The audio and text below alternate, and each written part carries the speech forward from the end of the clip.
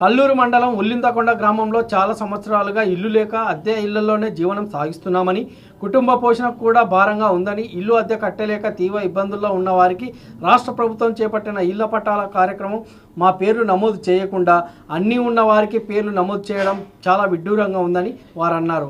కావున ఇప్పటికైనా ఎటువంటి ఇల్లు లేని మాకు కట్టించి ఇవ్వాలని కోరుతూ కల్లూరు మండల తహసీల్దార్ కార్యాలయం ముందు ధర్నా నిర్వహించారు.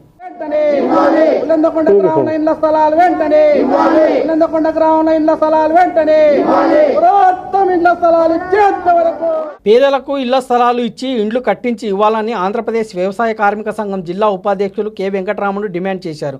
గురువారం కల్లూరు తహసీల్దార్ కార్యాలయం ముందు ఆంధ్రప్రదేశ్ వ్యవసాయ కార్మిక సంఘం ఆధ్వర్యంలో ధర్నా నిర్వహించడం జరిగింది. ఈ ధర్నా కార్యక్రమానికి సిఐటియు మండల కార్యదర్శి కె మధు అధ్యక్షత వహించారు. ఈ సందర్భంగా వ్యవసాయ కార్మిక సంఘం జిల్లా ఉపాధ్యక్షులు కె వెంకటరాముడు మాట్లాడుతూ, కల్లూరు మండలం ఉల్లింతకొండ గ్రామంలో పేదలకు ఇల్లు లేక బాడుగ ఇళ్లలో ఉంటూ బాడుగలు కట్టలేక బిక్కుబిక్కుమంటూ చాలా సంవత్సరాల నుండి జీవనం సాగిస్తున్నారు.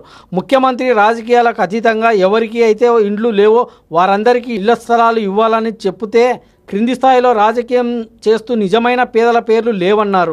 వీరికి గ్రామంలో సెంటు భూమి లేదన్నారు. కానీ ఎకరాలు భూములు పెద్ద పెద్ద ఇళ్ళు ఉన్న వారి పేర్లు